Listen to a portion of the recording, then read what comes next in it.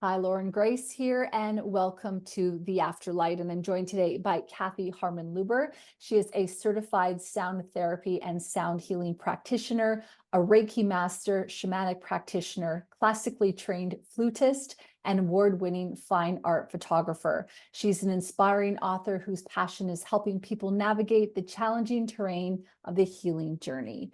Kathy helps others find their compass and chart a course for navigating illness, injury, and loss, learning how to not only cope, but to become more resilient, joyful, and thriving. Her best-selling book, Suffering to Thriving, Your Toolkit for Navigating Your Healing Journey, How to Live a More Healthy, Peaceful, and Joyful Life, is full of wisdom gleaned from decades of healing from her own debilitating health crisis.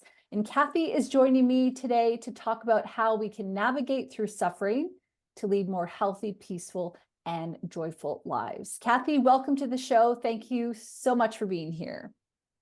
Hi, Lauren. It's great to be here. Thanks for having me. I've got to say that I love so much the quotes that you had included in your book. There are so many there that I'm like, oh, I got to highlight, got to write that one down, got to remember that one. That's a goodie, And I thought that I wanted to start with one of the quotes that you had said in your book, because I thought it would set up the conversation in the way that I wanted it to go, or where I want to take us, which is be patient where you sit in the dark. Dawn is coming. And that is a beautiful quote from Rumi. And I just think such a beautiful segue into our conversation today. So we are going to be talking a lot about the concept of suffering. I want to talk about, do we choose to suffer? Why do some people choose to suffer if that is the case when others don't? We're going to be talking a bit about whether there are any gifts to be found within suffering, how we can support those around us who may be dealing with some of these tough situations, the importance of resilience, and whether or not we are choosing to suffer on our journey, or whether or not these things sort of randomly happen to us. So we've got a lot of subjects to discuss today. Before we get there, though, you do have quite the background, the spiritual background. Tell me about where it began. Have you always been open to these magical, extraordinary concepts? Was this something that you found that was sort of triggered from your own healing journey, or how did it all begin? It's a little of both, Lauren, and I love this question. It began when I was a child, growing up in Pennsylvania. We had woods behind our house. I was really into nature, and I think I became very, very grounded in just sort of awe and magic and wonder of that life, the animals, the woods, the whole thing. So I always was a very curious child, and that sort of set the stage for the spiritual journey. When I was in my 20s, I really began searching. I felt this yearning, as Rumi says so eloquently in so many of his poems. It's about the yearning for something, which is our deeper self, really. And so I began that long journey. That was decades ago. I started, exploring Buddhism and mysticism and just many things. I was very much into not following any one path, but just being curious about world religions and taking a little from here and a little from there. And then when I was about 21, I was told I had the spine of an 80-year-old woman and that I'd be in a wheelchair by the time I was in my mid-30s. A doctor actually told me that, and it never came true, thankfully. But it put me on this path of trying to make the best of my life. Not I had autoimmune diseases as well, and for a while I was just super sick. And I think when you're faced with that moment where you're not really sure how long you're going to live, and I was young then, and happy to say I've had many, a few decades of this healing journey, but every time something would happen in the healing journey, it set me further into my spiritual search. And, as I write in the book, I think that our healing journey, whether that's from something physical, a disease, a mental illness, it could be something emotional, it could be a disruption in your life, divorce or losing a job or a loved one. anything on the healing journey is embedded in our life's journey. If we are lucky to live long enough, every person will go through at least one major health crisis, probably, or other kind of disruption in their life. But our healing journey is embedded in our life's journey, which is embedded in our soul's journey. And so often, when we are deep in the healing journey, this portal opens to exploring spiritually, um, exploring all kinds of things. It's often an opportunity to learn more, either just about the world or in a spiritual nature. But it becomes this portal for life purpose, even. I thought I had my life purpose dialed in. I was working with nonprofit organizations that make the world a better place, helping homeless kids and all kinds of good stuff. And I thought that was really my calling in life. But when this last big health crisis happened in 2016, and I was flat on my back for 5 years, pretty much, with an inoperable spinal issues, it set me on a whole new course to fine tune. It really did become that portal for asking the right questions, really. What Not why did this happen to me? What's going to happen to me? Those are all the wrong questions. The right questions become, if this is a portal to something new and exciting in my life? What if this is the first step to finding my life's calling? There are all kinds of great inquiries. And of course, flat on my back, I had lots of time those first couple of years. And those quotes that are in the book, I actually turned to those quotes for hope and support when I was in my darkest times. And I thought they would be helpful to other people, because we all go through things where we just need that little bit of inspiration to help us even get through a day or a moment, right? Beautiful. So well said. One of the things that I love that you said off the top there was you referenced your deeper self. Whereas, we talk a lot about the higher self, which I believe to be the same thing. But I loved the way that you sort of explored the deeper self. I really resonated with that. So thank you for sharing that. I feel like that's something I'm going to take forward with me. And we've only just got started. Beautiful. I love that Yes. quote in your book. So you say health crises break the rhythm of our lives. They can be a portal to a better life full of new opportunities. And I wrote a different ending to my story. You sort of alluded to it a little bit there. One of the things that I'm interested in exploring with you, and I will say for our listener at home, that there are lots of different avenues or portals we can go through within this conversation, but I do want to keep it focused today on the journey of suffering and healing through that, because I believe that whether or not people are dealing with health or loss, grief on some level, that a lot of people can resonate to the subject. And if they can't resonate personally for themselves right now, chances are they know someone who's dealing with something. So I'm going to keep us on the straight and narrow for that, for this conversation. But I wanted to ask you a little bit about, do you feel that for yourself, for example, you have always sort of had that knack to kind of look at the positive? You seem to, at least so eloquently there, summarize it. It seemed like you were looking for hope in the darker times, or that you were looking and seeing almost like this silver lining. I would imagine that. Did that happen right at the very beginning, or did that sort of come after a little bit of maybe suffering and later, I guess, acceptance? Yeah. I don't want to sugarcoat any of it. There were plenty of dark nights of the soul and total suffering. And it's happened in my life many times where I've gone through something, and there are all kinds of things that we go through in life where we have a moment where we have to choose. When the spinal thing happened in 2016, I was flat on my back. I was miserable. I was in terrible pain.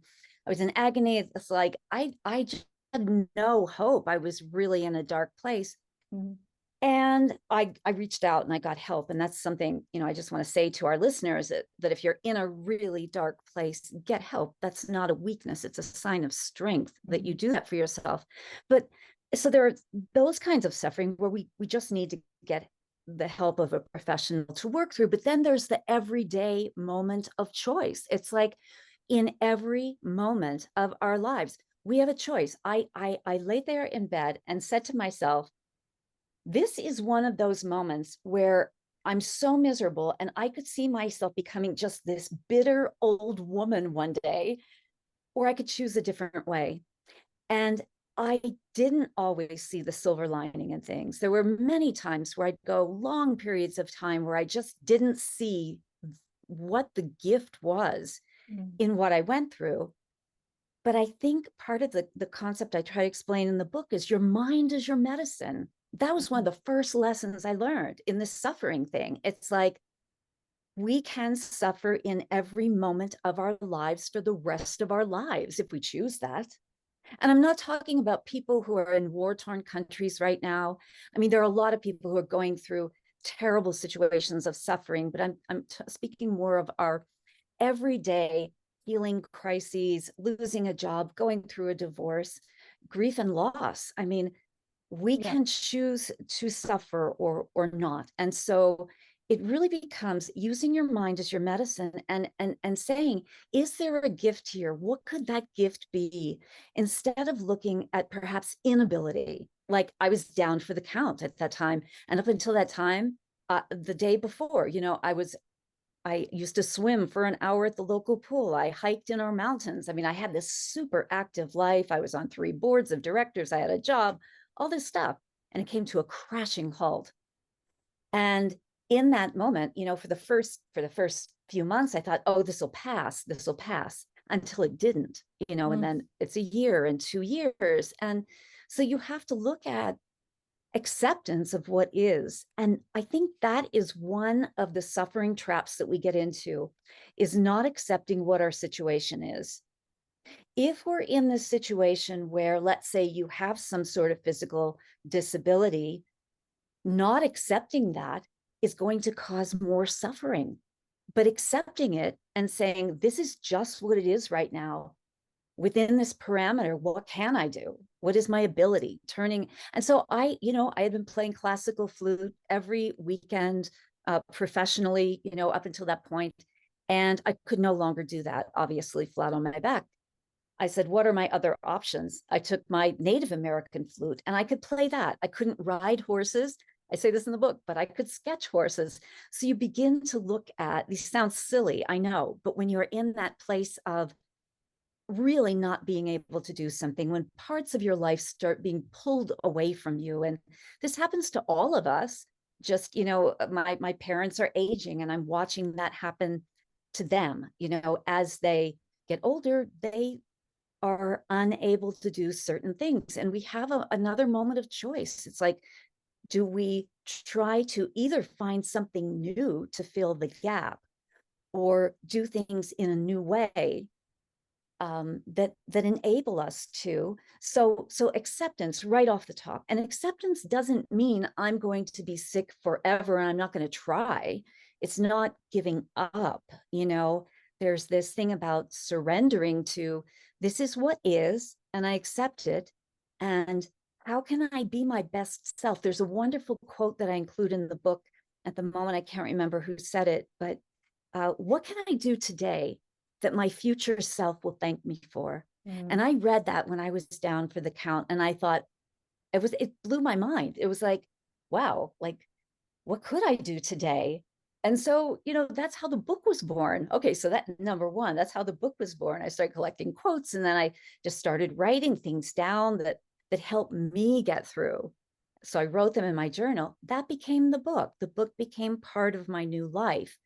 And so it's finding some of those things that keep us from just suffering in that moment, to trying to find a way through it, because it is about the journey.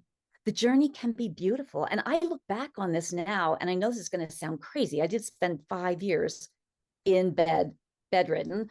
And so, like I look back on that and I can actually be grateful for that. That's part of my daily gratitude practice is I am grateful that I went through that, because it took me from also just loving doing sound healing and all of that to making that a large part of my life.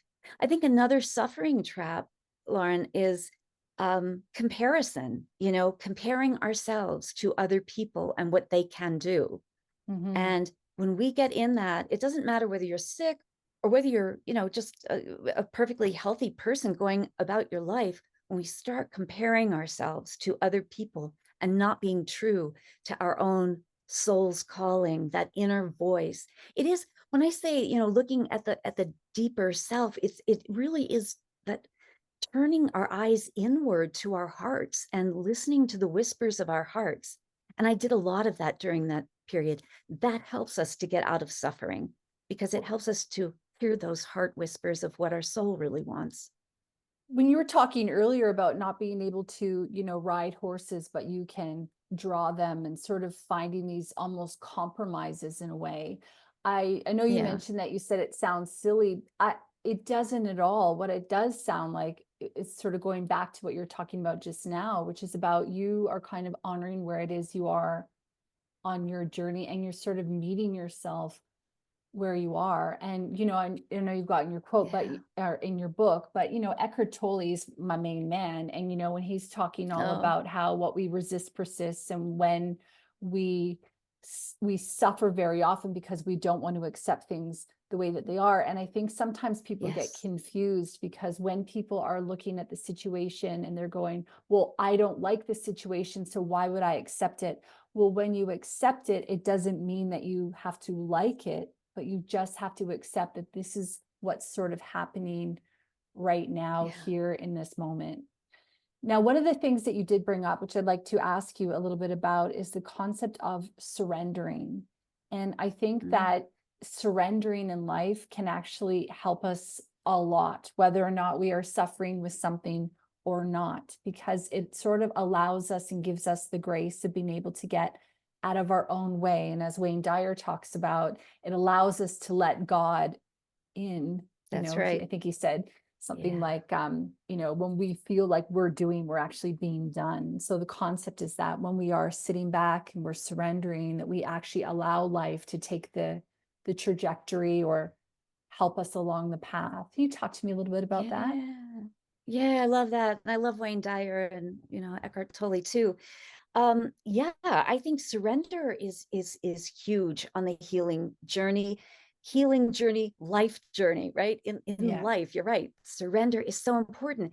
I I don't remember who said this, but someone said something like, it's about going with the flow of the river and not swimming upstream, right? Mm. That's the surrender concept. It's allowing you to be where you are in your life and listen to your heart and soul, and not force things. Like, okay, so classic example of not surrendering, like early on I was like, well, in the past, when a disc ruptured, in 3 months I was up and back to work and back to my office and all these things. And I put that expectation on myself and I drove myself toward that. And it just wasn't happening. I had to surrender to my body and accept what the situation was, Mm. and see what opportunities came. And it's so interesting. The moment you have that letting go, that surrendering, it's like, this is not something I have control of. I just have to let go and see where things go every day. Just take one more step and just see how things are going in your life. New doors open to me all over the place, and it's been true in other points of my life also. It's like, once we make that decision to surrender and let go of what is no longer serving us and not hold on to it tightly. Like, for a while I was still holding on to those board positions that I had. It's like, I can still do it from bed, no problem, I can do this. Until I really sat with it, it's like, why am I doing this? This is not good for my health. I have to let that go and make room for new things. And then suddenly all these other doors start opening, which were things that really lit me up that I wanted to be doing. And when we're in that place, whether we're sick or not, it's like when you're lit up with whatever is your passion, whether it's something that's an existing passion or something that just comes to you as something new and intriguing and you're curious about and you're enthusiastic about, that is healthy for you. That is joy. That brings you joy. And that's so good for our health. And we sometimes forget that when we're trying so hard to heal, we're trying to do all the right things. We forget that it's as easy as just surrendering and just seeing what appears on our path that lights us up and following that, going that step in that direction and seeing where that takes us. And that I believe that's also how we find life purpose too, at times. I agree. That's so beautiful. I think one of the things as well, kind of the underlining theme here is that we very often forget about our power. We forget to Yes. step into our power. We forget that surrendering is a choice.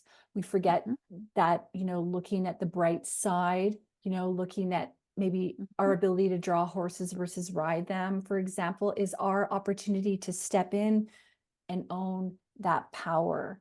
And That's do you right. think that a lot of people sort of struggle with that and they play that Yeah. victim role without maybe even realizing it? Very often it could be learned behavior. I think sometimes though we give away our power throughout life that we sort of forget that Yes. we have this ability. I remember when I first got into mediumship and I was really nervous about energy and stuff like that. And I had some old programs, which is another conversation entirely. But Yeah. I was reminded from one of my healer friends about my ability to be powerful and bring the Yes. light, and how nothing can intervene or affect us without our permission, which sometimes That seems is like, right. what? And so, yeah, I'd love to hear a little bit more about your thoughts within that and our ability to step into our power, especially when we are at a disadvantage, I guess you could say, health wise. We all know when we're not feeling ourselves, feeling sick or whatnot, we're not always operating at the same level as we could be if we were really healthy and resilient and walking out the door and greeting a brand new day. That's right. That's right. And yeah, I love what you said. And because I think a lot of it is old behaviors, societal pressure, or whatever, Mhm. that we forget that we have this tremendous power, and we have to step into it and own it. And power, you know, gets a bad rap. I mean, we often think of power as being an abuse of power or power over other people, but there is this standing in your own power, and that is being your authentic self, Mhm. and fully feeling your presence and being empowered to speak your authenticity. And not just speak, I mean speak, act, whatever, be your authentic self and stand in that power, is something that most of us have when we're really young children, and then through school or society or jobs or whatever, um relationships, I think everybody goes through different things where they're just not standing in their power. And a Yes. lot of the people I see for the sound healing and Reiki work, that is a lot of it. It you see a lot of people who are in the victim mentality. And I think especially right now, there's so much going on in the world. And I think people, um lots of people are just really suffering through things like this, and feeling a little bit like they don't have power. And one of the things, when I was flat on my back, okay, so up until that point I was studying Reiki energy, and I considered myself a light worker, which means, holding light, radiating light and peace and love for the world, for other people. And so I really used that time of healing to dig into that. And what I realized is just standing in my light And what that means to me, it means something different to everyone, I'm sure. But to me, that means standing on Mother Earth and feeling grounded and knowing that you are connected to this beautiful web of life. Like, we tend to think of nature and the planet as separate from us, but Mhm. we are woven into it. So part of standing in your power is feeling that connection to the planet, to all people, to all beings, animals, trees, everything, feeling part of that and feeling the connection to infinite energy or divine light or the light of the infinite, God, angels, call it what you will. Mhm. But feeling that connection helps us to step into our power. And Pema Chodron, I quote her saying this in my book. She says, everything is a choice between, I'm not saying that correctly, but everything is a choice between love and fear. Those are the only two choices in life. So when it comes to taking care of ourselves, to making decisions about our health or relationships or whatever, it's like the decision is love or fear. How does love decide? How does self-love decide? And often when we go to doctors, even we give our power away to the doctors. We have to, or Yeah. any health professional, that's a really easy thing to do. We have to hold ourselves in love and say, what is really the best thing for me, and do the homework and figure out what the best course of treatment might be. um and not just give our power away in relationship with anyone, like Mhm. work, medical, other familial relationships. It's holding that power and being your authentic self, and that's hard.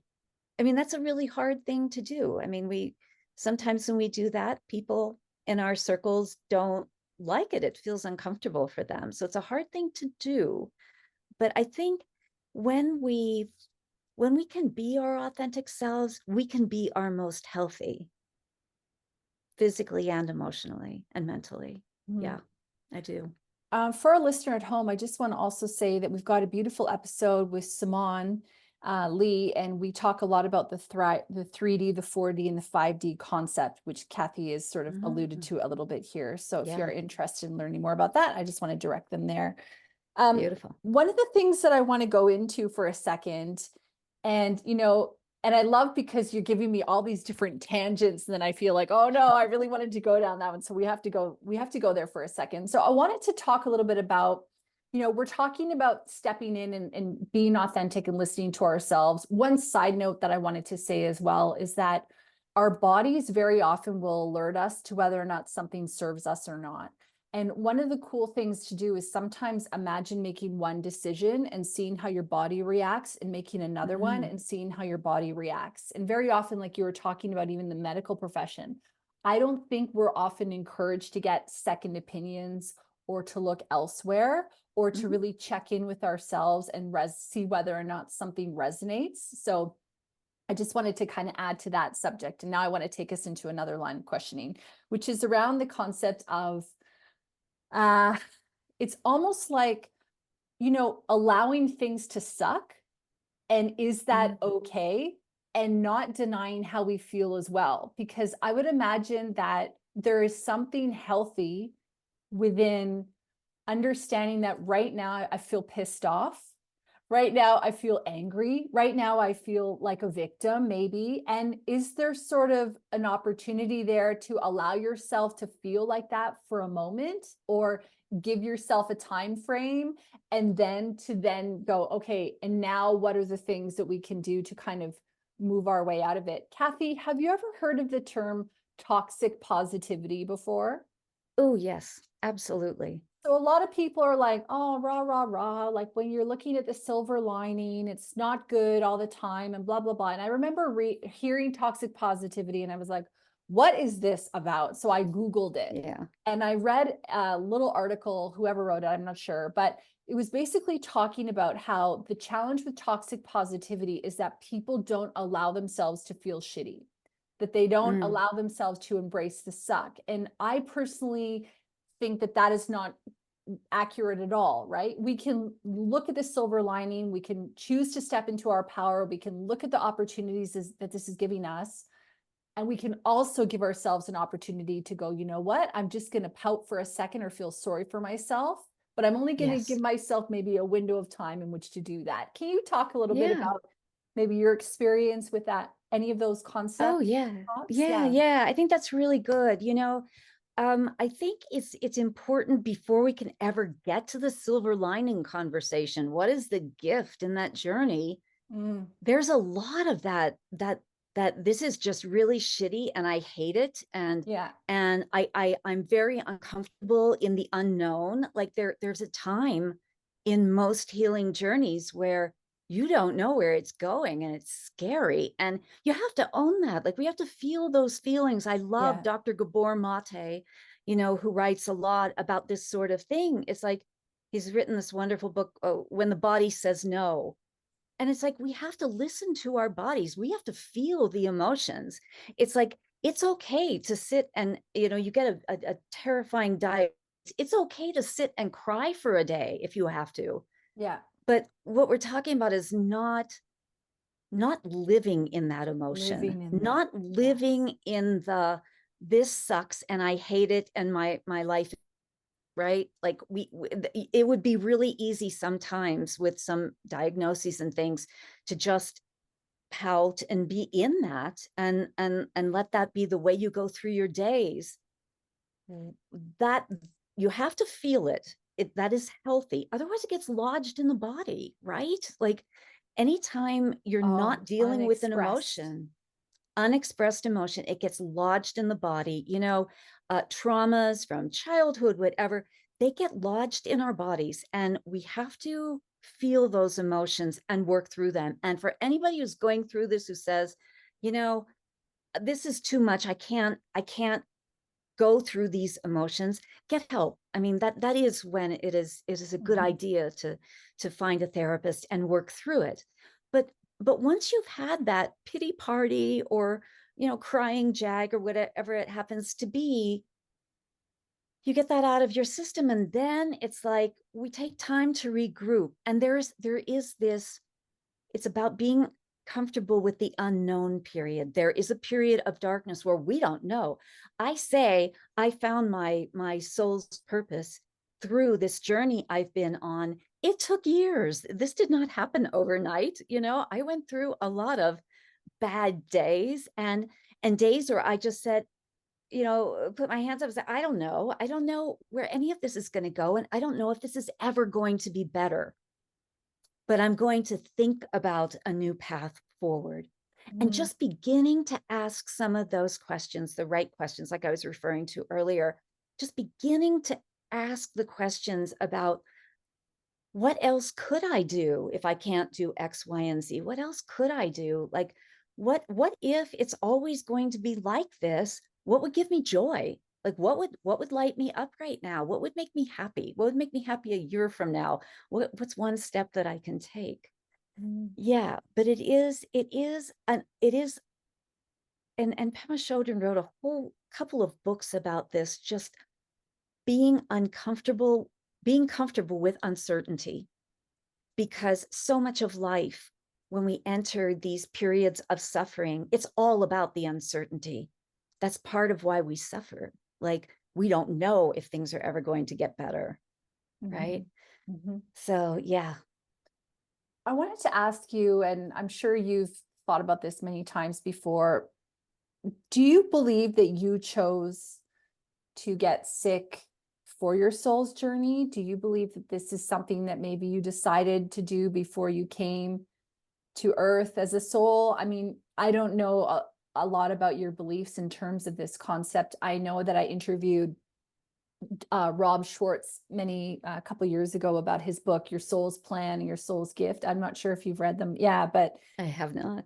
oh, they definitely will resonate with you, I think. But they talk a lot about how we sort of set up our soul's plan before we come here, with the situations that we're going to go through and the relationships we have with people, such as people who care for us when we are sick. So I wanted to know a little bit about have you kind of gone into your deeper self and explored that idea? Like, do you think that you set yourself up for this, or was this something that happened to you and then you were able to navigate through it?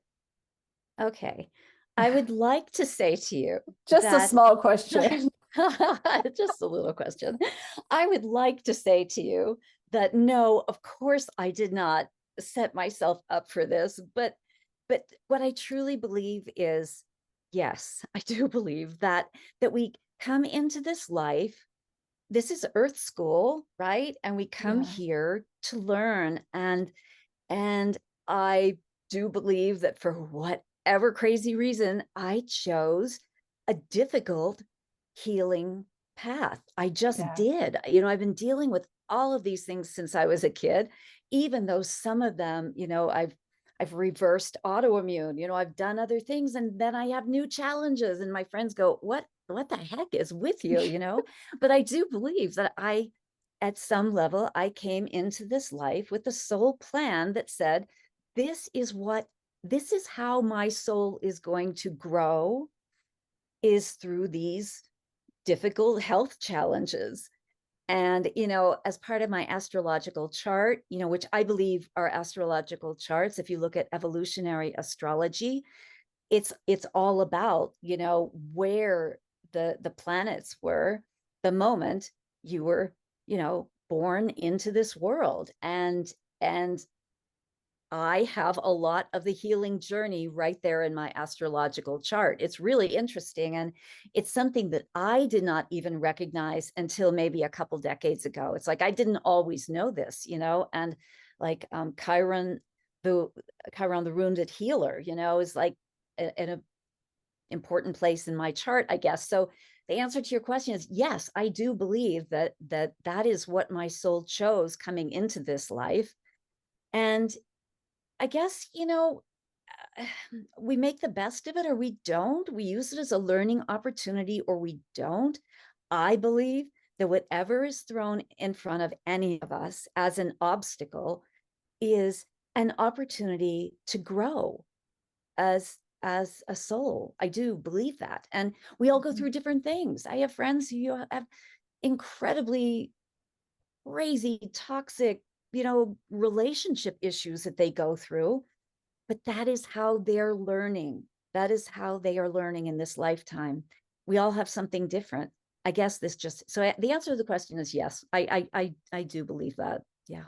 I felt a lot of emotion too when you were talking about that. I would imagine that Yeah. would be, it's kind of like, I remember when I did this interview with Rob Schwartz and we were talking about the personality, and I had some difficult things, that I was trying to grapple with in terms of that, because it's like our mind is like, what? I would never choose that. Or I Right. would, what? But then our deeper sense, our higher self, our deeper self, whatever, that there's like this higher awareness that just trusts that everything is in divine order and divine perfection. And it's kind of like Exactly. the marriage of the two. Do you remember when you had that moment of realization, what your truth was in relation to this? Or do you think you always kind of understood?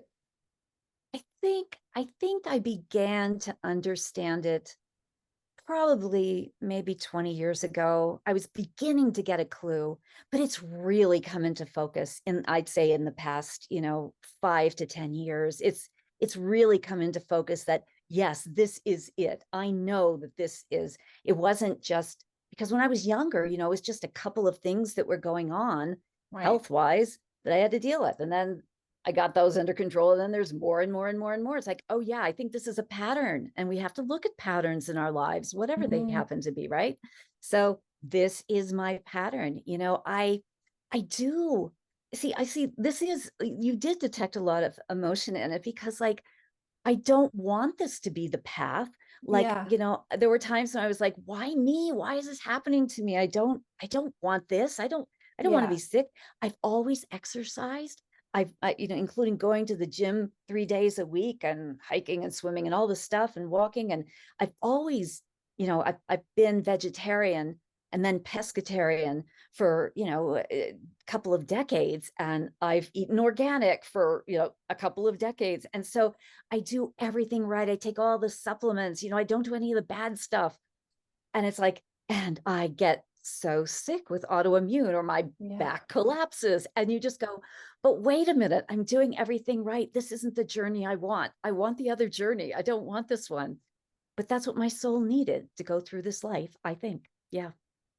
Well, one thing I will say, which is a no-brainer, is that your story inspires other people. It helps other people know that they can Right. do it. And, when you're out there and you're sharing your tales and you're giving your inspiration and you've put out a book into the world, I mean, what a gift for someone else who's sitting at home Right. And suffering with that. as I was, again, it started from my own journal that just helped me get through with quotes and little bits of wisdom I'd begin to write down. That was for myself. And then at some point I said, I'm going to do this book. And I thought to myself, if it helps one person, this all will have been worth it. The whole healing crisis would have been worth it just to help one person through. And it's helped a lot of people. And that is just the greatest gift to me. And so when I say to people, when I said very early on, when we began talking, I said, this healing journey can be a portal to purpose. I have this whole new purpose in my life. It is talking about this, it is helping people. And the sound healing and Reiki healing as well, it all helps people who are at that very dark time in their healing crisis, and they don't know what to do, and they're just looking for somebody to help navigate. And so the book is like a toolkit. Every chapter in the book is a tool that Yeah. people can use. And I've even had people who are completely healthy, never had a health problem, say to me, I read the whole book and I got so much out of it, and I'm not even sick. And like that was like the greatest gift to me, because Mhm. I feel like the whole healing journey, all of my suffering is worth it. That it does help other people who are on a similar path, you know. Mhm. Mhm. And there are lots and lots of people who go through this. I think too, like when we take care of our own energy, we inspire other people, number one, to do the same, but we also are sort of Yeah. like cleaning up our energetic footprint around us. We Oh kind of yes. forget that when we're walking down the mall, for example, that we're having this effect on everyone around us, And I think with Yes. Stuart Wilde, one of his books, I can't remember exactly, but he was basically talking about how when people are pretty close to us, but not even near us, they could still be affecting us. And we sort of forget Yes. about that. And when we are cleaning up ourselves energetically, when we are stepping into our power, Yeah. inadvertently we're dropping these ideas or inspiration into other people. We might not even need to ever talk to them to do that. That's right.